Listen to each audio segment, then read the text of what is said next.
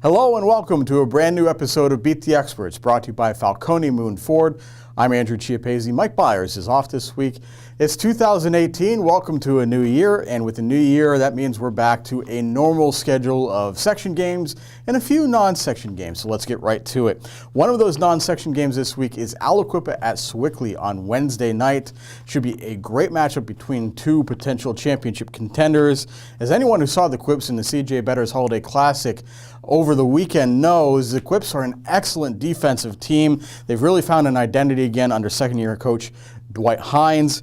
And Aliquippa is 8-2, with the only losses against 4A squads Newcastle and Central Valley. The one hiccup has been Aliquippa's ability to score consistently, especially in the half court. The Quips are averaging just 59 points per game. They've won all their games based on their defense, and that could be a challenge against a dynamic offense like Sewickley's, which is averaging 76.4 points per game. That's the third most in the WPIL. Sewickley's offense has been really good, especially with Isaiah Smith and Isaiah Warfield joining returners Dave Gretsch and Nate Ridgway in that lineup as scoring options. They can score inside, they can score outside, they can push the pace, they can slow it down. Sewickley's offense can do it all, so it should be a great matchup between two teams that have kind of contrasting styles on Wednesday night.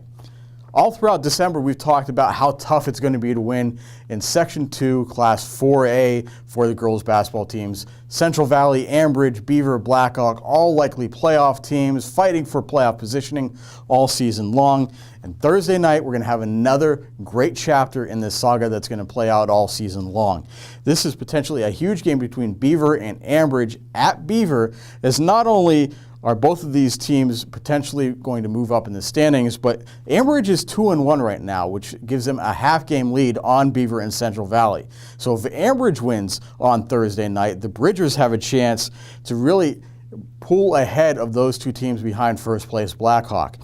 With a win over the Warriors already in the books, a win over Beaver would not only, of course, move Ambridge to 3-1 in the section, but guarantee at least a split against those two teams, which, of course, would help for any potential tiebreakers, which I'm sure we're going to run into in this section one way or another.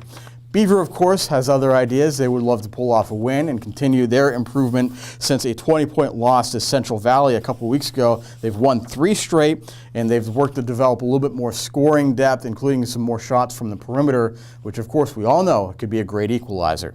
Finally, we'll stay in this same section, but just flip over to the boys' schedule, because Section 2 in Class 4A for the boys is also going to be just as convoluted and congested all season long as it is for the girls. Central Valley and Beaver have a chance, though, to make a little bit of a move on Friday when they play each other at Beaver. They're 2 of 4 teams tied at 1-2 so far in section play. Quaker Valley and Ambridge, of course, leading the section at 3-0. Newcastle next at 2-1.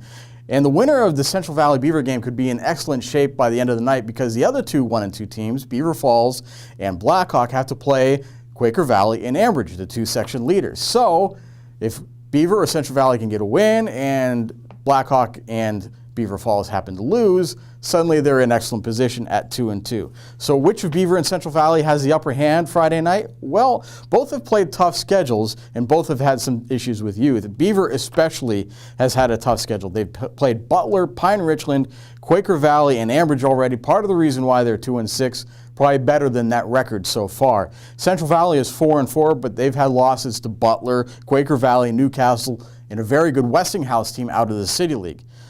The one key for Friday night might be Central Valley possibly getting back Gabe Samanji, who has been out since the beginning of the year with a shoulder injury. He participated in the CJ Betters Holiday Classic 3-point contest over the weekend.